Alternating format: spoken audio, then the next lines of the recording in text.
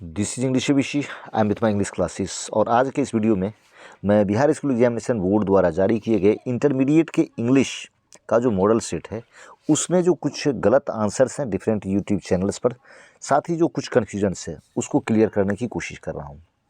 और यही वो समय है जब उसे क्लियर किया जाए। अगर उसे अनडिसाइडेड छोड़ेंगे या देख कर छोड़ेंगे गलत आंसर भी, तो फिर कन्फ्यूजन होगा स्टूडेंट्स के बीच में भी और जो भी इंग्लिश में इंटरेस्टेड लोग हैं उनके बीच में भी। तो मैं वैसे आंसर्स के साथ हूँ। इससे पहले भी मैंने इस पर वीडियो बनाया था, लेकिन वो थोड़ा सा ज़्यादा टाइम टेकिंग था। एग्ज़ाम का टाइम है, ऐसे में बहुत ज़्यादा टाइम, मतलब 10-12 क्वेश्चन का आंसर देखने के लिए, फिर से रिवीजन करने के लिए बहुत ज़्यादा टाइम देने का कोई औचित्य नहीं था। इसीलिए मैंने दूसरा वीडियो लाया है। ये निश्चित रूप से फोर्सफुल होगा और कम ही समय इसमें लगना चाहिए। चलिए, मैं कोशिश कर रहा हूँ।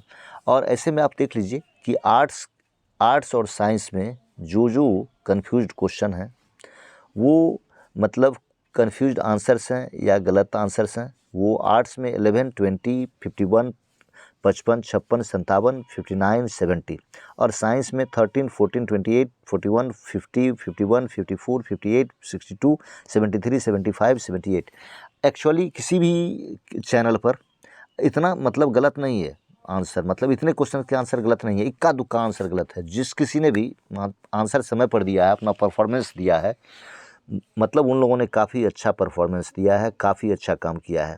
लेकिन वही एक दो क्वेश्चन किसी चैनल पर कुछ और, किसी चैनल पर कुछ और वो जो डिफरेंट चैनल पर बच्चों के बीच में जो डिफरेंट आंसर आते हैं, तो थोड़ा सा जो कन्फ्यूज़न होता है, उसकी वजह से नंबर ऑफ़ क्वेश्चंस जो हैं वो ज़्यादा हो रहे हैं। एक्चुअली किसी भी यूट्यूब चैनल पर इतने ज़्यादा गलत आंसर, मतलब आंसर नहीं है किसी भी मतलब क्वेश्चन के, इतनी ज़्यादा संख्या में क्वेश्चन नहीं है। तो चलिए, अब हम सबसे पहला क्वेश्चन जो है हम उसकी चर्चा करते हैं। पहले आर्ट्स का है और ये आर्ट्स का क्वेश्चन नंबर 11 है। आप देख लें, we are looking forward the museum. और यहाँ लुक फॉरवर्ड जो है, उसके बाद 2+ ING वाला फॉर्म आता है वर्ब का। We are looking forward to visiting the museum. कोई कन्फ्यूजन नहीं, लेकिन मतलब मैक्सिमम चैनल पर इसके आंसर में ऑप्शन डी दिया गया है, जो कि गलत है। Option B is the correct answer. B is the answer. Next question number 20। Choose the correctly antonym of widely. अब वाइडली का जो इसका जो आंसर दिया गया है डिफरेंट चैनल पर, वो दे दिया गया है नैरोली, जो कि इनकरेक्ट है। ये इनकरेक्ट आंसर है। वजह क्या है? वाइड का अपोजिट जनरली हम लोग नैरो याद करते हैं एंटोनिम में। अब उसी वजह से वाइडली से नैरोली पर चले गए। आप इस सेंटेंस पर नज़र डालें, आपके सामने एक सेंटेंस लिखा हुआ, सिर्फ पहला सेंटेंस इसका देखना है। The most widely used language in the world today is English. आज के डेट में मतलब सबसे ज़्यादा व्यापक क्षेत्र में, तो व्यापक क्षेत्र को आप हिंदी में ऐसे समझ लें, तो व्यापक क्षेत्र का उल्टा सीमित क्षेत्र, और सीमित का इंग्लिश लिमिटेड। इसीलिए यहाँ करेक्ट जो एंटोनिम होगा वो लिमिटेडली। कहीं से भी किसी भी एंगल से नैरोली नहीं होगा, कहीं से भी वो सूटेबल नहीं है। वाइड के लिए बेशक नैरो, बट वाइडली के लिए किसी भी एंगल से नैरोली नहीं होगा। Limitedly is the correct answer. और मतलब यहाँ ब्रॉडली इसका आंसर, नैरोली इसका आंसर दे दिया गया है। Next question, let me adjust it. Question number 51। Choose the correct sentence. We were already at the station when we arrived. Option A, they were already on the station when we arrive.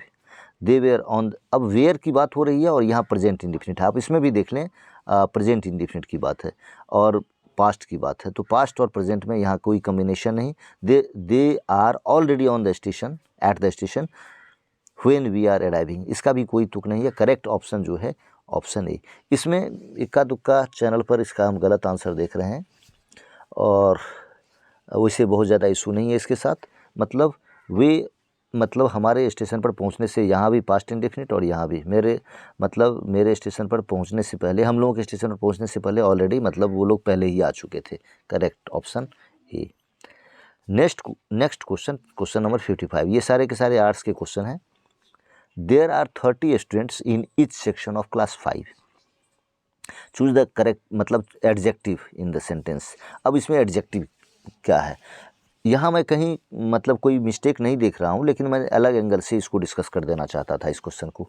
अगर 30 को आप adjective मानते हैं, फिर 5 को भी adjective मानना पड़ेगा।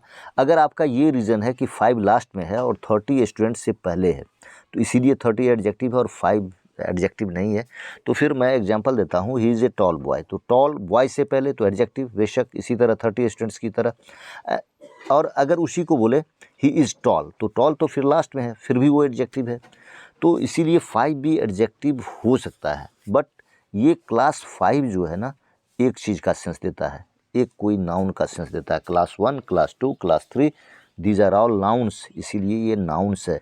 इसीलिए ये 5 जो है ना, वो क्लास से अलग नहीं है। क्लास 5 जिस तरह से गोल्ड रिंग, गोल्ड भी नाउन और रिंग भी नाउन, फिर गोल्डन रिंग में गोल्डन एडजेक्टिव और रिंग नाउन, उस एग्जैक्टली उसी तरह गोल्ड रिंग की तरह क्लास 5 भी ये दोनों नाउन ही है। और दोनों नाउन बन के मतलब दोनों नाउन ऐड होकर के मतलब ये एक कोई मतलब सिंगल नाउन बनाता है। क्लास 5 इज़ द मतलब वो किसी सिंगल चीज़ को डिनोट करता है।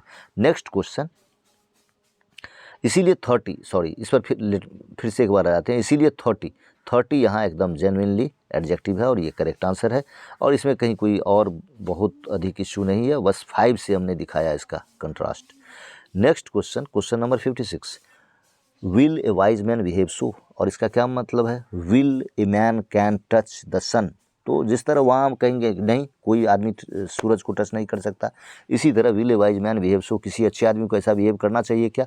तो करेक्ट आंसर क्या होगा? No wise man will behave so. इक्का दुक्का यूट्यूब चैनल पर मतलब ये इसका आंसर इनकरेक्ट दिख रहा है। Next question, question number 57, students should in class on time, और इसके लिए जो एग्जैक्ट फ्रेज होना चाहिए वो टर्न अप होना चाहिए। डिफरेंट चैनल पर टर्न आउट दे दिया गया है। टर्न आउट मतलब एक मतलब वो अगर ऐसा सब दिन वाली बात नहीं है या पहले से कोई ऐसा ये नहीं रहता है किसको जाना है किसको नहीं जाना है, तो फिर वहाँ तो टर्न आउट हो सकता है। जैसे the whole village turn out, the whole Argentina turn out to welcome their players. Football के प्लेयर्स जो अर्जेंटीना हाल ही में वर्ल्ड चैंपियन हुई है, तो पूरा अर्जेंटीना निकल कर बाहर आ गया था, तो टर्न आउट, वहाँ टर्न आउट यूज़ होगा बेशक। बट जो एकदम फिक्स्ड रूटीन के या प्रोग्राम के पार्ट रहते हैं, जैसे 2 टीम को मैदान में आना है तो उसके लिए सूटेबल जो है वो टर्न अप। उसी तरह स्टूडेंट्स को भी क्लास के लिए मतलब वो भी एकदम लिमिटेड रहते हैं कि उनको ही आना है, तो यहाँ करेक्ट जो फ्रेज होगा वो टर्न अप। टीम के लिए भी टर्न अप यूज़ होता है और स्टूडेंट के लिए भी यहाँ टर्न अप यूज़ होगा। Turn up is the correct answer. Turn out दे दिया गया है जो कि मतलब सूटेबल नहीं है और वो करेक्ट नहीं है। Next question, question number 59, Vivek repented dash what he had done. Vivek repented, तो रिपेंटेड के साथ ऑफ, प्रीपोजिशन ऑफ, यहाँ फॉर भी दे दिया गया है, ओवर भी दे दिया गया है, incorrect of. Vivek repented of what he had done. Next 70, जो कि आर्ट्स का लास्ट क्वेश्चन है और ये बुक पार्ट से है। What कैरेक्टराइजेज new India after independence, मतलब नए भारत की विशेषता कौन सी चीज़ बतलाता है। अब इसमें जो ऑप्शन दिए गए हैं, confidence and idealism, anger, slavery, hunger and disease, तो अधिकांश चैनल पर इसके आंसर डी दिए गए हैं। मोस्टली चैनल पर इसके answer D, hunger and disease, but ये गलत है। आप देख लें, यह पैरा 4 है आपके उस चैप्टर का। किस चैप्टर का? India through a travellers eyes का यह लाइन है। आपके सामने वो लाइन है, मैं थोड़ा सा इसको बड़ा करके आपको दिखाता हूँ।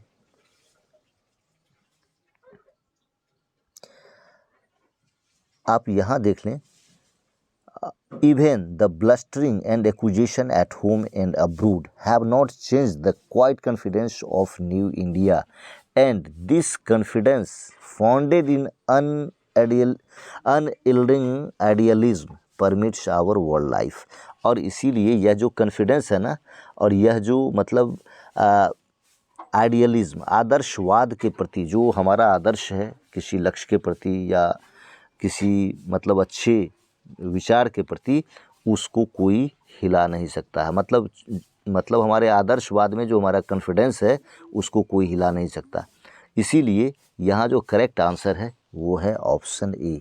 डिफरेंट चैनल पर इस क्वेश्चन का क्वेश्चन नंबर 70 का आंसर मतलब मोस्टली चैनल पर ये दिया गया है हंगर एंड डिजीज़, जो कि करेक्ट नहीं है, ये incorrect answer hunger and disease. और करेक्ट आंसर आप देख लें, जस्ट ए मिनट। और जो करेक्ट आंसर है वो है confidence and idealism, question number 70। Next question number 13 जो कि अब साइंस का स्टार्ट हो रहा है। Question number 70, choose the correctly spelled word. और ऐसे में मतलब इसको वो मतलब थोड़ा सा ये एक इक्का दुक्का चैनल पर हमने इसका गलत आंसर देखा है, हम ये दिखाया गया, तो फिर करेक्ट जो है वो सी है। इसमें कोई कन्फ्यूज़न नहीं हो सकता है, थोड़ा सा वो मतलब स्लिप ऑफ पेन हो या थोड़ा सा उस समय वो कैजुअली इसको ले लिए हों आंसर करने वाले, तो करेक्ट आंसर सी। इसके लिए बहुत ज़्यादा कुछ एक्सक्यूज़ या एक्सप्लेन करने की ज़रूरत नहीं है। Next question number 14, try dash with what you have. और इसके लिए जो मतलब ये with what you have, try to do it ऐसा हो सकता है, ट्राई टू डू इट ऐसा ये काफ़ी सूटेबल चीज़ है, बट यहाँ ये इनकरेक्ट है। और ढेर सारी जगह पर ऐसा भी किया गया है डिफरेंट चैनल्स पर। इसके लिए जो फ्रेज सबसे सूटेबल है ये जो विथ व्हाट यू हैव, आपके पास जो कुछ भी है या तुम्हारे पास जो कुछ भी है उससे इसको करने की कोशिश करो, यानी काम चलाने की कोशिश करो। तो टू मेक डू मतलब जो कुछ भी है उससे करने की कोशिश करो, तो फिर टू डू इट इसका औचित्य नहीं है, correct answer to make do. Next question number 28। ये सारे के सारे जो क्वेश्चंस आपके सामने आ रहे हैं, जस्ट ए मिनट, ये साइंस के हैं। 28, he will stay here Monday, और यहाँ बाय मंडे भी किया गया है। अगर मंडे तक तो फिर उसके लिए करेक्ट टिल। हाँ, मंडे तक अगर आने की बात है, ही विल कम, तो बाय मंडे ऐसा हो सकता है कि मतलब सोमवार तक आएगा। लेकिन स्टे करने की जब बात है, अभी से लेकर तब तक, यानी तब तक अगर काम हो रहा है तो फिर इसके लिए टिल। अगर तब काम होगा या इस दरमियान कभी भी काम हो सकता है तो फिर बाय होगा, बट यहाँ बाय देना, स्टे के लिए बाय कहीं से भी औचित नहीं है इसका, और correct answer till. Next question number 41, I dash working all afternoon and have just finished the assignment. अब आप देख लें, I working all afternoon and have just finished the assignment. और ऐसे में हैड बीन, ढेर सारे चैनल पर हैड बीन इसका आंसर किया गया है, बहुत कम चैनल पर हैव बीन इसका आंसर है। तो हैड बीन इनकरेक्ट है, इसलिए कि जस्ट फिनिश्ड द असाइनमेंट मतलब अभी तक काम करता आया था और जस्ट फिनिश किया हूँ। तो इसका मतलब आप यह समझ लें कि अगर आपको पास्ट में दो घटनाओं का मतलब वो अंतर दिखाना है कि एक पहले हुआ दूसरा बाद में हुआ, तो उसके लिए मतलब टेंस सीखते ही हम लोग ऐसे हैं कि पास्ट परफेक्ट, जैसे पुलिस के आने से पहले चोर भाग चुका था, तो फिर चोर के भागने के लिए पास्ट परफेक्ट और पुलिस के आने के लिए पास्ट इंडेफिनिट। यहाँ देख लें आप, पास्ट इंडेफिनिट नहीं है, यह प्रेजेंट परफेक्ट ही है, और इसीलिए यहाँ भी प्रेजेंट का ही टेंस यूज होगा, प्रेजेंट परफेक्ट कंटिन्यूअस, कोई डॉट नहीं। अगर पास्ट में आप इवेंट को दिखाना चाहते हैं तो फिर आप वहाँ पास्ट परफेक्ट और पास्ट इंडेफिनिट का यूज़ करें, बट प्रेजेंट में ऐसा कुछ भी नहीं है, इसीलिए इसका correct answer option A, I dash working all afternoon and have just finished the assignment. Next question number 50, we dash a lot of volunteer work. तो इसके लिए कहीं कोई कन्फ्यूज़न नहीं, वी डू मतलब हम लोग जनरली वॉलंटियर मतलब सेवा वाला काम करते हैं या मतलब कुछ स्वेच्छा से काम करते हैं, तो we do a lot of volunteer work. A lot of volunteer work ये ऐसा नहीं हुआ, क्योंकि अगर काम के सेंस में होता है तो फिर वर्क्स उसका प्लुरल नहीं होता। यही अगर क्रिएशन कुछ किसी की रचना के बारे में होती तो ये वर्क्स हो सकता था। We do a lot of volunteer work, इसीलिए करेक्ट ऑप्शन प्रेजेंट इंडेफिनिट, जो एक मतलब जनरल असम्पशन होता है, मतलब हमेशा होने वाली चीज़, उसमें हम लोग प्रेजेंट इंडेफिनिट का यूज़ करते हैं। Next question number 51, choose the correct sentence. Let us go to the church to find some peace. Let go to church to find some peace, let us go to church to find some peace. अब आप देख लें कि option D यहाँ आपको लिखा हुआ नहीं मिल रहा है, लेकिन मैं बता दूं कि उसमें भी एट सम पीस इस तरह से कुछ सेंटेंस है। आप देख सकते हैं 51 में मॉडल सेट शायद आपके पास हो, वो ऑप्शन नहीं है, लेकिन वो भी इनकरेक्ट है। इसमें एक्चुअली आप देखें तो यहाँ से यहाँ तक सारे के सारे सेंटेंस में कमी है। चर्च के साथ कभी भी दो नहीं लगता, और ऐसे में अगर बी और सी में आपको दिख रहा है let us go to church to find some, तो यहाँ मिस्टेक है, PIEC। ये पीस अगर रहता तो ये करेक्ट होता बिना दो के, बट ये भी चूँकि ये पीस की वजह से ये इनकरेक्ट।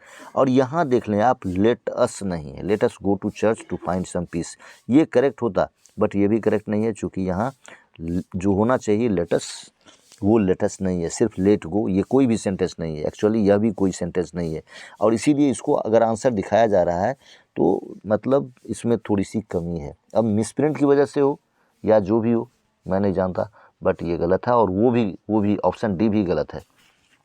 अगर ऐसा रहता let us go to church to find some peace, church में कभी भी दो नहीं लगता। अगर दो वाले सेंटेंस को आप इसको करेक्ट मान रहे हैं तो वो गलत है, इसलिए कि दो जनरली हम लोग ऑफिस में, सिनेमा में, थिएटर, पिक्चर, जू, फिर पार्क, इन सब चीज़ों में दो लगाते हैं, चर्च के साथ दो नहीं लगता। इसीलिए इसमें इस मतलब 51 क्वेश्चन में कोई भी ऑप्शन करेक्ट नहीं है। Next question number 54। The country lies those mountains that you, अब यहाँ देख लें, यहाँ भी इरर है, थोड़ा सा प्रिंटिंग इरर है। The country lies those mountains that you can see from here. अब देख लें दूर का माउंटेन है, इसीलिए निश्चित रूप से दूर वाली बात है, तो यहाँ फिर बियॉन्ड, रीच से बाहर वाली बात है, करेक्ट। बीनीथ या बिलो या अगेंस्ट, ऐसा कुछ भी मतलब देश ऐसी मतलब ऐसा नहीं है कि बस आमने सामने अगर हो जाए तो अगेंस्ट जैसा ये करेक्ट हो जाए। बीनीथ मतलब अंदर, नीचे, ये भी कहीं से कोई औचित्य नहीं है, तो उस पहाड़ के पार, ये वाला सेंस है। तो the country lies beyond is the correct answer. Next question number 58। Article he is reading is very interesting. यहाँ ढेर सारी जगह मतलब ये एन दिया गया है, इसके साउंड को देखकर आर्टिकल को देखते ही एन ऑप्ट किया गया है, ये इनकरेक्ट है, ये कहीं से भी करेक्ट नहीं है। यहाँ दो, इसलिए कि अगर किसी नाउन के बाद, जो कि यहाँ आर्टिकल है, उसके बाद अगर कोई क्लाउज आता है तो वहाँ दो यूज़ होगा, इसलिए कि उसको वो मतलब स्पेशल बनाता है। तो फिर the article he is reading is very interesting, इसको बना रहा है वो एक पर्टिकुलर आर्टिकल, इसीलिए इसके साथ दो यूज़ होगा। The article he is reading is very interesting, कहीं कोई कन्फ्यूज़न नहीं, बेसिक है ये सब आर्टिकल का। Next question number 62। अब ये बुक वाला जो क्वेश्चन है तो मैं उसमें बुक के साथ हूँ कि मतलब वहाँ आपको प्रूफ दे दूँ। Mahatma Gandhi was not dash of material progress of the west. अब देख लें, यहाँ जो है वो कहीं प्लीज्ड और कहीं कॉन्टेम्प्टुअस यूज़ किया गया है, और ये इनकरेक्ट आंसर है। आप सीधा लाइन देख लें, यहाँ आप नज़र डालें, आई am not enamoured of that progress. तो गांधी कह रहे हैं, पैराग्राफ 16 है इंडियन सिविलाइजेशन एंड कल्चर का, और वो कहते हैं आई am not enamoured of that progress. यानी कहने का मतलब क्या कि मैं उससे बहुत ज़्यादा चकित नहीं हूँ, उनके मटेरियल प्रोग्रेस से, वेस्टर्न कंट्रीज़ के मटेरियल प्रोग्रेस से मैं बहुत ज़्यादा चकित नहीं हूँ। इसीलिए करेक्ट आंसर जो है इनेमर्ड। ऐसा भी कहते हैं कि I am not hater, no मतलब नो हेटर, मतलब ऐसा भी नहीं है कि मैं उनसे मतलब वेस्टर्न सिविलाइजेशन के मतलब रिसर्च और आप कह लें इन्वेंशन, उससे बहुत ज़्यादा घृणा करने वाला हूँ, लेकिन उसको वो सूट करता है तो फिर ठीक है, लेकिन मैं ऐसा नहीं हूँ कि अभिभूत हूँ। हम लोग अपने स्पिरिचुअल आइडियलिज्म पर चलने वाले लोग हैं। तो करेक्ट आंसर जो है, Mahatma Gandhi was not enamoured of material progress of the west. आप देख लें, आपके सामने वो लाइन है। Next question number 73। शिवीज मदर वाज विथ हिम। तो यहाँ जो ऑप्शन एंग्री है, हैप्पी है, टेरिफाइड है, सैड है। तो मोस्टली चैनल पर एंग्री ऑप्ट किया गया है, जो कि इनकरेक्ट है। आप देख लें यहाँ पैराग्राफ 33 में सीवीज mother was sobbing softly in a querulous whine. अगर वाइन शब्द का आप डिक्शनरी में मीनिंग देखें तो यहाँ होता है मतलब थोड़ा सा उलाहना देने वाला, अंजार, दुखी स्वर में, वहाँ उसको सैडनेस के साथ जोड़ा जाता है। और एंग्री कौन थे? तो उसके फादर थे, एंग्री फादर थे। ट्रेम्बल कौन कर रहा था? वो शिवी कर रहा था। तो कहीं ट्रेम्बलिंग दिखाया गया है, कहीं टेरिफाइड उसको दिखा गया है, जो कि एक्चुअली शिवी के लिए है, उसकी माँ के लिए नहीं है। उसके फादर के लिए एंग्री सूटेबल है, तो इसीलिए एंग्री गलत, इसलिए कि मदर से पूछा जा रहा है।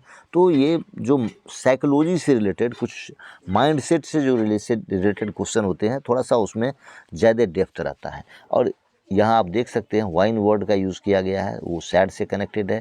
तो वो तो अगर गुस्सा में रहती तो गुस्सा में पापा थे, उन्होंने पीटा और चिल्लाया, शॉट किया। लेकिन वाइन अगर है, वाइन, तो आप जान लें कि सैडनेस के करीब है। तो इसीलिए sad is the correct answer, question number 73।